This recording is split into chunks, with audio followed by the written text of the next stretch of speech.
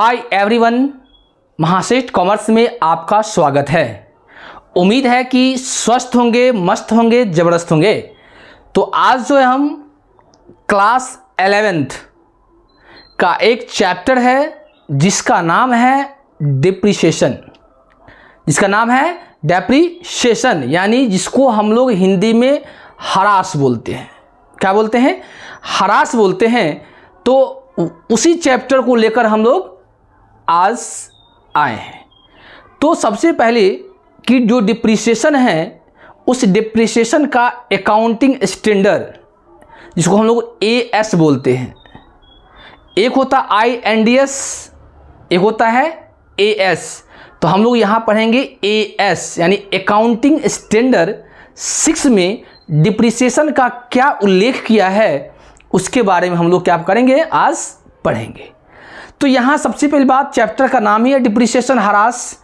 तो सबसे पहली बात, तो पहला प्रश्न यह उठता है कि डिप्रिसिएशन आखिर क्या होता है, डिप्रिसिएशन क्या है, डिप्रिसिएशन को हम लोग कैसे समझेंगे। और वही पहला ही क्वेश्चन दिया हुआ है, व्हाट इज डिप्रिसिएशन। क्या है? व्हाट इज डिप्रिसिएशन यानी हरास क्या है।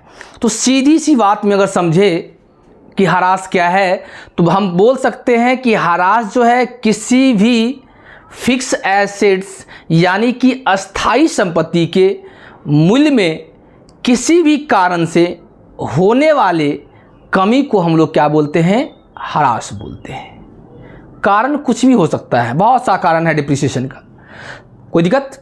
तो हम लोग बोल सकते हैं कि किसी भी अस्थाई संपत्ति के मूल्य में कमी होने के कारण, चाहे वो कोई भी कमी हो, जिसके कारण उसके मूल्य में अगर कमी हो रहा है तो वह क्या कहलाता है, डिप्रिसिएशन कहलाता है। और हमेशा ध्यान देंगे कि डिप्रिसिएशन जो होता है वह किस पे चार्ज किया जाता है, वह फिक्स एसेट्स पे चार्ज किया जाता है, यानी किस पे, अस्थाई संपत्ति पे चार्ज किया जाता है। बात यहाँ तक समझ में? चलिए, अब है depreciation and other related terms. अब डिप्रिसिएशन की तरह भी और कुछ ऐसा है, उसमें भी उसको भी हम लोग उसके मूल्य में भी कमी आता है नहीं। जैसे मान लीजिए, पहला चीज़ तो आपको हम जस्ट ये बताया कि डिप्रिसिएशन क्या होता है। तो डिप्रिसिएशन क्या होता है कि किसी भी अस्थाई संपत्ति के मूल्य में कमी होने के कारण या उसके मूल्य में जो घिसावट होने के कारण या टूट फूट होने के कारण या परिवर्तन होने के कारण जो उसके मूल्य में कमी आती है उसे क्या बोलते हैं, डिप्रिसिएशन बोलते हैं।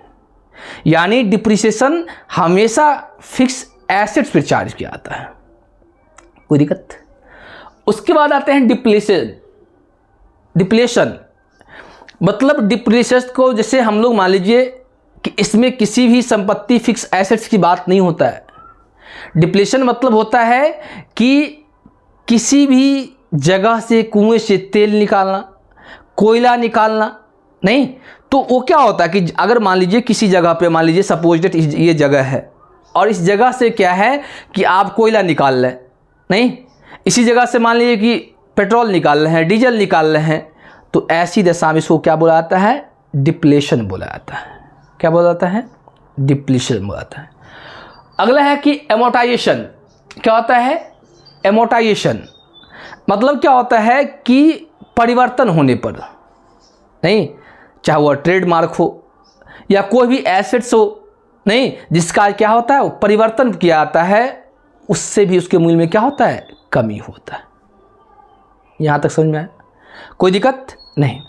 अब कहता है फीचर्स ऑफ डिप्रिसिएशन, यानी कि हरास की क्या विशेषता है, हरास की क्या लक्षण है, हरास का क्या गुण है। बात समझे? तो ये पहला गुण कह रहा है कि डिप्रिसिएशन फिक्स एसेट्स के लिए की जाती है। मतलब पहला इसका विशेषता कहिए, गुण कहिए, लक्षण कहिए। तो पहला विशेषता है कि depreciation always charge in fix assets, यानी यह फिक्स एसेट्स के लिए ही डिप्रिसिएशन बनाया गया है। दूसरा कहता है डिप्रिसिएशन किसी भी फिक्स एसेट्स का मूल्य में कमी है। दूसरा क्या है कि डिप्रिसिएशन जो है वह क्या है, किसी भी फिक्स एसेट्स के मूल्य में कमी ही क्या कहलाता है, डिप्रिसिएशन कहलाता है। उसका कहता है कि संपत्ति के मूल्य में कमी धीरे धीरे और नियमित रूप से होता है। मतलब डिप्रिसिएशन की विशेषता बता रहा है कि किसी भी संपत्ति का जो मूल्य में कमी होगा वह धीरे धीरे होगा और नियमित रूप से होता है, लगातार होता है, कंटिन्यूअस होता है। ऐसा नहीं कि एक ही बार उसका वैल्यू खत्म हो गया, नहीं। डिप्रिसिएशन मतलब वो क्या होता है, धीरे धीरे, और उसके मूल्य में कमी तो होता है धीरे धीरे, नहीं, और यह नियमित रूप से होता है, लगातार होता है, कंटिन्यूअस होता है। उसके बाद डिप्रिसिएशन फिजिकल एंड फंक्शनल भी हो सकता है। डिप्रिसिएशन मतलब क्या होता है, ये TRE 3 में पूछा गया था कि काउज ऑफ डिप्रिसिएशन में, नहीं, या जिसको हम लोग अभी विशेषता पढ़ रहे हैं, लक्षण पढ़ रहे हैं, तो ये क्या होता है, डिप्रिसिएशन में जो क्या होता है, ये फिजिकल भी हो सकता है या फंक्शनल भी हो सकता है। उसके बाद डिप्रिसिएशन नॉन कैश एक्सपेंस है। डिप्रिसिएशन क्या होता है, नॉन कैश एक्सपेंस है डिप्रिसिएशन। और आपको अगर हम पढ़ाए होंगे, ध्यान दीजिएगा कि आप अगर कैश फ्लो स्टेटमेंट पढ़े होइएगा, उस कैश फ्लो स्टेटमेंट में आपको एक टॉपिक पढ़ाए हुए थे हम, क्या बोलिए, क्या पढ़ाए थे, ऑपरेटिंग एक्टिविटीज़। उस ऑपरेटिंग एक्टिविटीज़ में हम बताए हुए थे कि जब हम ऑपरेटिंग एक्टिविटी बनाते हैं उसमें हम लोग नॉन कैश आइटम, एक्सपेंस और इनकम को हम लोग ऑपरेटिंग में ही लेते हैं, नहीं। तो डिप्रिसिएशन क्या है, मेरा नॉन कैश क्या है, एक्सपेंस है। समझ में? चलिए, अब कहता है काउज ऑफ डिप्रिसिएशन। डिप्रिसिएशन का क्या कारण हो सकता है, नहीं, मतलब डिप्रिसिएशन होने का जो कारण है वह क्या कारण है, आप उस कारण को पहले समझिए। डिप्रिसिएशन का क्या कारण हो सकता है। अब देखिए, डिप्रिसिएशन का पहला कारण दिया है वियर एंड टीयर। पहला क्या दिया है, वियर एंड टीयर, मतलब जिसको हम लोग टूट फूट कह सकते हैं, नहीं। जैसे मान लीजिए ये नया मार्कर है, और ये मार्कर है, मान लीजिए सपोज दैट कि नया मार्कर है, और बट इस पर जो कुछ रिटन दिया हुआ है वर्ड में, ये सारा का सारा मिट गया है। या हो सकता है ये मार्कर है, कवर टूट गया है। तो अगर ये मार्कर का रेट 25 रुपया है, अगर ये कवर टूट गया होगा तो स्वाभाविक सी बात है कि कोई व्यक्ति इसको 25 रुपया में नहीं लेगा। उसी को हम लोग टीयर एंड वियर कहते हैं। उसका पासिंग ऑफ टाइम, समय व्यतीत होने पर, नहीं। जैसे मान लीजिए अगर सपोज दैट आप 11th में हैं, 12th में हैं, और जो आप बुक इस बार आप पढ़ रहे हैं नया खरीद लीजिए और उसको आप VIP में बंद कर दीजिए। नेक्स्ट साल जो आप उस बुक को किसी दुकानदार को या किसी स्टूडेंट को आप अगर देंगे तो जितना में आप खरीदे थे, क्या उतना पैसा आपको मिलेगा? नहीं। क्यों नहीं मिलेगा? क्या बुक को फाड़ दिए? नहीं। क्या बुक को कुछ किए? नहीं। लेकिन उसका समय क्या हो गया, टाइम क्या हो गया, पास कर गया, समय व्यतीत हो गया। तो समय व्यतीत होने के कारण भी इसके मूल्य में कमी आती है, उसको बोलते हैं पासिंग ऑफ टाइम। उसके बाद है डिप्लेशन। जस्ट बताया कि डिप्लेशन क्या होता है कि किसी भी कुआं से तेल निकालना, कोयला निकालना, खदान वहाँ से निकालना, वो डिप्लेशन का प्रयोग किया जाता है। उसके कारण permanent falls in market value. अगर मान लीजिए किसी भी वस्तु का मार्केट में वैल्यू कुछ और था, उसके बाद कुछ दिन के बाद उस वस्तु का वैल्यू क्या हो गया, कम हो गया। तो ये भी क्या है, ये भी एक कारण है किसका, डिप्रिसिएशन का। उसके बाद है एक्सीडेंट। एक्सीडेंट मतलब क्या होता है, दुर्घटना होने से, नहीं, मतलब दुर्घटना होने से, टूट फूट जिसको कहते हैं, उसके कारण भी क्या है, एक यह कारण है डिप्रिसिएशन का। उसके बाद यह ऑब्सोलेंस, अप्रचलन, मतलब प्रचलन से बाहर, जो अभी चल रहा है, वह अगर 1-2 साल के बाद अगर उस वस्तु को अगर बेचते हैं तो वह क्या कहलाता है, अप्रचलन कहलाता है, और उसका वैल्यू उस समय उतना नहीं दिया जाएगा। समझ रहे? तो ये क्या था, ये है काउज ऑफ डिप्रिसिएशन। अब आइए हम लोग आगे पढ़ते हैं। कहता है फीचर्स डिटर्मिनेशन अफेक्टिंग डिप्रिसिएशन, मतलब बोल रहा है कि डिप्रिसिएशन को कौन से तत्व प्रभावित कर सकता है, नहीं, कौन सा वर्ड है जो इफेक्ट डाल सकता है। पहला दिया है कॉस्ट ऑफ एसेट्स। किसी वस्तु के लागत क्या होता है, किसी संपत्ति के लागत क्या होता है। जब किसी भी वस्तु का जो लागत होता है, किसी एसेट्स का जब लागत होता है, कब, जब डायरेक्ट रूप से जो खर्चा होता है वह लागत कहलाता है। इससे मान लीजिए अगर ये मार्कर है, इस मार्कर को बनाने में अगर प्लास्टिक लगता है, इंक लगता है, अगर स्पंज लगता है, और नहीं उसके बनाने वाले व्यक्ति का इस पर खर्चा लगता है, तो वह मेरा क्या होता है, कॉस्ट ऑफ एसेट्स, संपत्ति की लागत। समझ में आ रहा है। उसके बाद है एक्सपेक्टेड यूजफुल लाइफ, अनुमानित जीवन काल होता है कि अगर मान लीजिए कि अगर मोबाइल खरीदे हैं तो आप अनुमान लगा रहे हैं कि 2 साल के बाद 3 साल के बाद इस मोबाइल का वैल्यू ख़त्म हो जाएगा। अगर मान लीजिए आप एप्पल का फ़ोन लिए हैं, 1.5 लाख रुपया का लिए हैं, और आपको पता है कि ये जो है 1.5 साल के बाद आपको कितना 1 लाख रुपया देने के लिए कोई तैयार नहीं होगा, क्योंकि सबका क्या है, एक्सपेक्टेड यूजफुल लाइफ दिया हुआ है, सबका एक अनुमानित जीवन काल दिया हुआ है कि यह चीज़ इतना दिन तक चल सकता है।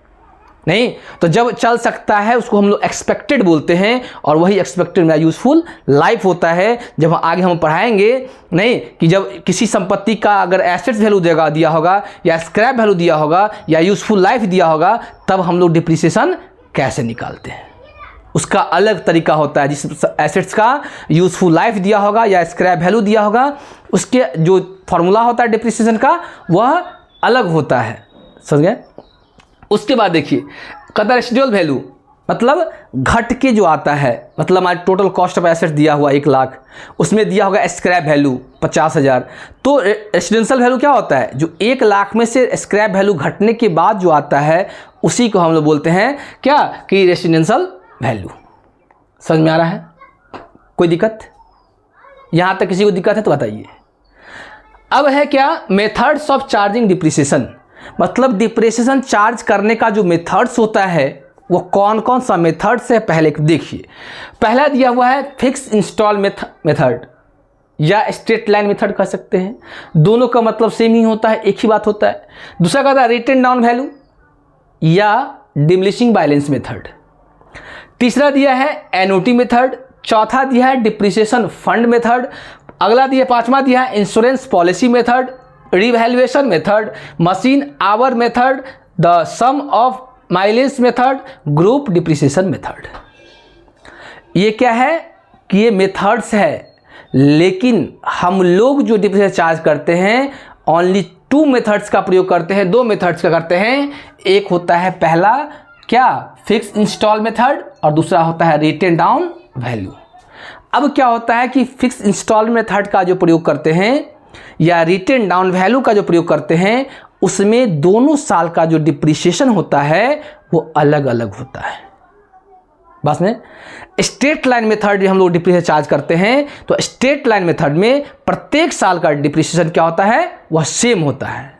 किसमें सेम होता है, स्ट्रेट लाइन मेथड में, है ना। सीधी रेखा पद्धति से अगर किसी भी एसेट्स पे अब डिप्रिसिएशन चार्ज करेंगे तो जितना दिन तक चार्ज करेंगे प्रत्येक साल का डिप्रिसिएशन क्या होगा, आपका सेम होगा।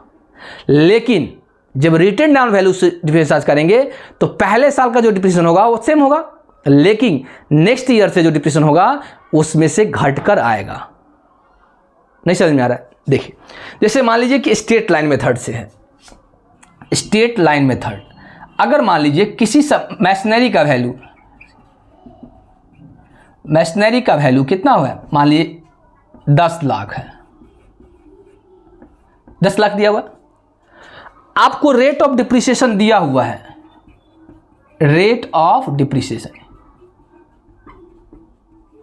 10% पर एनम दिया हुआ है, और आपको कितने साल का तक बोल रहा है मान लीजिए सपोज 3 इयर्स, 3 साल के। तो पहला ईयर जो होगा, फर्स्ट ईयर जो होगा कितना, 10 लाख का कितना परसेंट निकालेंगे, 10/100, तो कितना आएगा, 1 लाख आएगा। तो 1 लाख घट गया तो कितना आएगा, 9 लाख हुआ ना। फिर सेकेंड ईयर में आएंगे, सेकेंड ईयर में फिर हम लोग चार्ज करेंगे कितना, टोटल कॉस्ट पे ही। फिर 10 लाख का जो होगा फिर 10% निकालेंगे, फिर कितना आएगा, फिर 1 लाख आएगा, फिर 1 लाख लेस कर देंगे, फिर कितना आएगा, 8 लाख आएगा।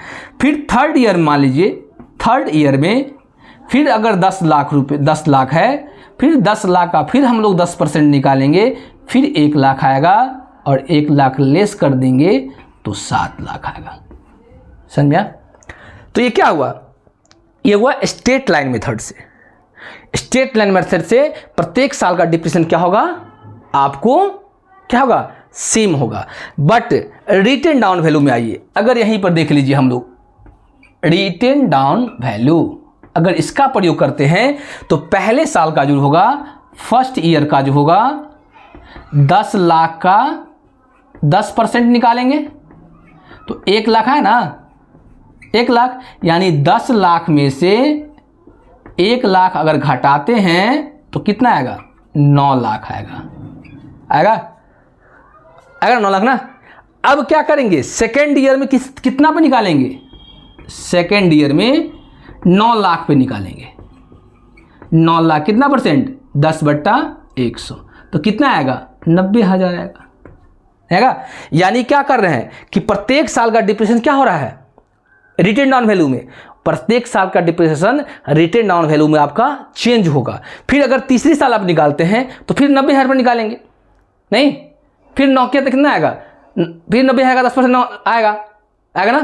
तो रिटेन डाउन वैल्यू में प्रत्येक साल का डिप्रेशन क्या होता है, आपको प्रत्येक साल का डिप्रिसिएशन आपका अलग अलग होता है। लेकिन स्ट्रेट लाइन मेथड से आप कितना भी साल का डिफरेंस चार्ज कर लीजिए, प्रत्येक साल का डिप्रिसिएशन आपको क्या होगा, सेम होगा। समझ में आ रहा है, इतना तक इन्हीं को दिक्कत है, कोई परेशानी है तो बताइए, कोई दिक्कत नहीं। अब देखिए, अब जो है हम लोग जो है अक्सर जो है इस 2 ही मेथड्स का प्रयोग करते हैं, चाहे वह फिक्स इंस्टॉलमेंट हो चाहे वह रिटेन डाउन वैल्यू। इसी का दूसरा नाम स्ट्रेट लाइन मेथड है, इसी का दूसरा नाम डिमिनिशिंग बैलेंस मेथड है, कोई दिक्कत।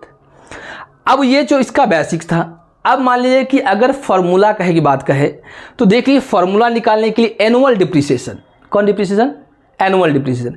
एनुअल डिप्रिसिएशन की बात करें तो क्या होगा, total cost of assets minus scrap value divided by useful life. ये कब होगा, ये फॉर्मूला का प्रयोग कब किया जाएगा, फॉर्मूला का प्रयोग उस समय किया जाएगा जिस समय आपको यूजफुल लाइफ दिया होगा, टोटल कॉस्ट ऑफ एसेट्स दिया होगा और स्क्रैप वैल्यू दिया होगा। किसी किसी क्वेश्चन में आपको स्क्रैप वैल्यू नहीं भी दिया होगा तो इसके लिए घबराने की बात नहीं है, आप उसी फॉर्मूला का प्रयोग करेंगे। तो एक फॉर्मूला तो ये हो गया। दूसरा फॉर्मूला हम लिख सकते हैं एनुअल डिप्रिसिएशन का, एनुअल डिप्रिसिएशन क्या होता formula, total cost of assets गुने रेट ऑफ इंटरेस्ट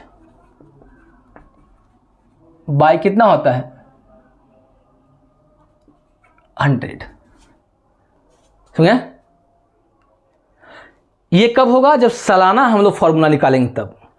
अब इसी में देख लीजिए, अगर इसी फॉर्मूला में मान लीजिए कि अगर कहेगा कि आपको जो है फॉर्मूला में कि आपको डिप्रिसिएशन निकालना है इन मंथ, क्या निकालना है, मंथ में, तो हम लोग फॉर्मूला लिखेंगे एनुअल डिप्रिसिएशन इक्वल टू क्या होगा, टोटल कॉस्ट ऑफ एसेट्स गुने रेट ऑफ इंटरेस्ट गुने, अगर मंथ होगा तो क्या होगा 100 गुने 12। किसमें, अगर मंथ में होगा तो एक साल में कितना महीना होता है, 12, नहीं तो मंथ डाल दे। अगर इसी को कहेगा कि वीक में निकालिए, किसमें, वीक में, तो सेम फॉर्मूला होगा टोटल कॉस्ट ऑफ एसेट्स गुने रेट ऑफ इंटरेस्ट गुने, अगर डे वीक में कहेगा नहीं तो डबल के वीक बटा क्या होगा 100 गुने 52। इसी को कहेगा कि नहीं डेज में निकालिए तो सेम निकालेंगे, टोटल कॉस्ट ऑफ एसेट्स गुने रेट ऑफ इंटरेस्ट गुने डेज बाय 100 गुने 365 या 366। समझ में आ रहा है, ये आपका क्या था, ये फॉर्मूला है। यहाँ तक कोई दिक्कत है तो बताइए। बोलिए यहाँ तक कोई दिक्कत है तो देख लीजिए। बोलिए यहाँ तक कोई दिक्कत है तो बताइए, नहीं तो हम लोग आगे की तरफ बढ़ेंगे। देख लीजिए यहाँ दिक्कत है, नहीं दिक्कत है तो हम लोग थोड़ा आगे की तरफ बढ़ेंगे और आगे थोड़ा देखिए।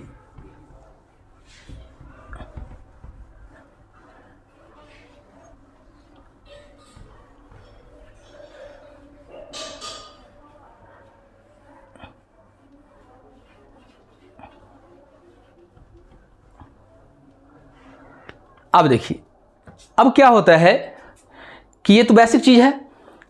अब मान लीजिए कि इससे रिलेटेड तो आपको एंट्री बनाना होगा, तो इसका जो है जर्नल एंट्री होता है। क्या होता है? Journal entry, journal entry. अब मान लीजिए अगर सीधे कहेगा कि अगर मान लीजिए कि आप मशीनरी खरीदे, नाम दे दिया, आप प्लांट खरीदे, नाम दे दिया, बिल्डिंग खरीदे, नाम दे दिया, लैंड खरीदे, नाम दे दिया। अगर सीधे बोला कि फिक्स एसेट्स परचेज किए हैं, main fix assets purchase for cash, मान लीजिए क्वेश्चन है ये, when fix assets purchase for cash, ये क्वेश्चन है कि अगर मान लीजिए कि आप जो फिक्स एसेट्स खरीदे, नगद खरीदे, तो क्या एंट्री होगा? तो एंट्री होगा क्या? Fix assets account debit, fixed assets account debit to cash account. Narration क्या होगा? Being fixed assets purchase for cash. कोई दिक्कत? यानी अगर फिक्स एसेट्स हम लोग खरीद रहे हैं, परचेज कर रहे हैं, तो ये एंट्री होगा। परचेज करने के बाद क्या करते हैं हम लोग? डिप्रिसिएशन चार्ज करेंगे। जब किसी भी संपत्ति पे डिप्रिसिएशन चार्ज करेंगे तो उसका वैल्यू क्या हो जाएगा? कम जाएगा। क्या हो जाएगा? कम जाएगा। वैल्यू कमेगा तो जो चीज़ अगर डेबिट है, वैल्यू कमेगा तो क्या होगा?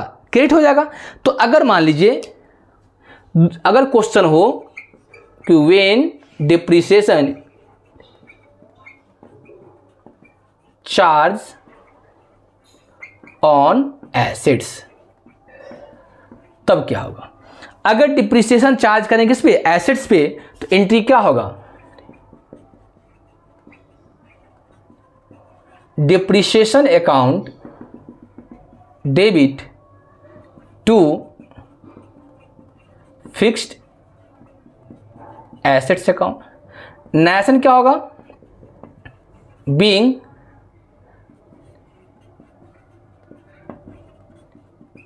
Depreciation charge on fixed assets. हो गया? क्या किए कि पहले एसेट्स खरीदे और एसेट्स खरीदने के बाद उस पर क्या किए? डिप्रिसिएशन चार्ज किए। डिप्रिसिएशन जब ये चार्ज होगा तो उस एसेट्स के मूल्य में क्या होगा? कमी आ जाएगा, तो चार्ज कर लिए। अब डिप्रिसिएशन को हम लोग कहाँ ट्रांसफर करेंगे? प्रॉफिट एंड लॉस अकाउंट में। अगर नहीं, तीसरा क्वेश्चन पूछ सकता है अगर कि व्हेन डिप्रिसिएशन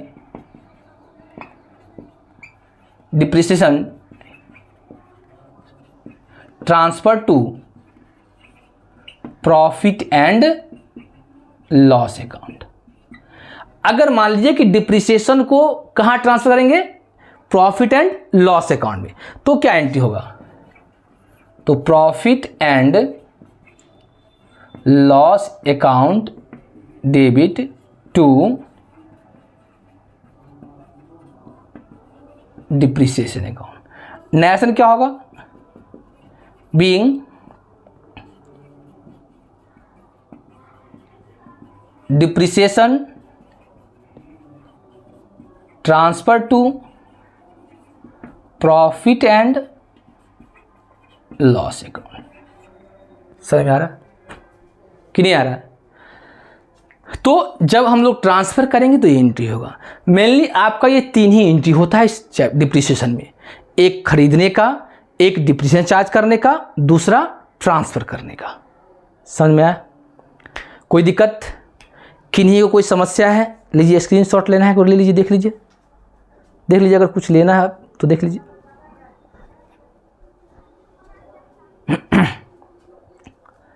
देख लीजिए, देख लिए। चलिए, तो इस चैप्टर जो है, ये डिप्रिसिएशन चैप्टर जो है बहुत इम्पॉर्टेंट चैप्टर है, और ये अक्सर जो है आपको टीआरई में भी आता है, बीपीएससी में भी आता है, क्वेश्चन पूछा आता है, प्रत्येक साल इस चैप्टर से रहता है। और यही डिप्रिसिएशन आप अभी सेमेस्टर में जाके पढ़ेंगे, फर्स्ट सेमेस्टर में पढ़ेंगे डिप्रिसिएशन, वहाँ भी डिप्रिसिएशन है। तो अगर यहाँ आप डिप्रिसिएशन को अच्छी तरह से समझ लेते हैं, आपका कंसेप्ट क्लियर हो जाता है, तो डिप्रिसिएशन कहीं भी होगा तो आप उस डिप्रिसिएशन को अच्छे से आप पढ़ सकते हैं। कोई दिक्कत? किसी को कोई परेशानी है? तो पूरा का पूरा जो है डिप्रिसिएशन आपको आज हम एक ही वीडियो में हम आपको समाप्त कर दिए। इससे रिलेटेड अगर आपको लगेगा कि नहीं सवाल लेकर आना है तो देख लेंगे, नहीं तो बेसिक चीज़ पढ़ने के लिए आपका ये डिप्रिसिएशन जो है आज एंड हो गया। कोई दिक्कत? अगर इस चैनल पे जो नए हैं और जो वीडियो देख रहे हैं आपको लग रहा है कि नहीं समझ में आ रहा है, नहीं, तो आप जो है इस चैनल को सब्सक्राइब करें, नहीं लाइक करें, क्योंकि जितना डीपली आपको हम यूट्यूब पे बना के डाल रहे हैं, उतना डीपली कोई यूट्यूबर जो है आपको नहीं दे सकता है। क्यों नहीं देगा? नहीं देने का कारण ये है कि अगर यूट्यूब पे इतना चीज़ अगर डीपली पढ़ा देगा तो फिर बैच कैसे सेल होगा? नहीं, बैच खरीदने वाला चाहिए ना जी, तो फिर कैसे खरीदेगा? इसलिए वहाँ पे इतना डीपली नहीं बताया जाता है। आप पूरे यूट्यूब पे सर्च कीजिए, नहीं, आपको इतना डीपली नहीं बताया जाएगा, क्योंकि उनको बैच बेचना है, तो बैच बेचने के लिए कुछ चीज़ तो बचा कर रखा जाएगा, नहीं। इसलिए आप जो है आराम से पढ़िए, नहीं, और आपको लग रहा है कि नहीं मेरे लिए यूज़फुल है, तो आप जो है इसको शेयर कीजिए। कोई दिक्कत? तो आज का जो क्लास जो है हम यहीं पे एंड करते हैं। जय हिंद, जय भारत।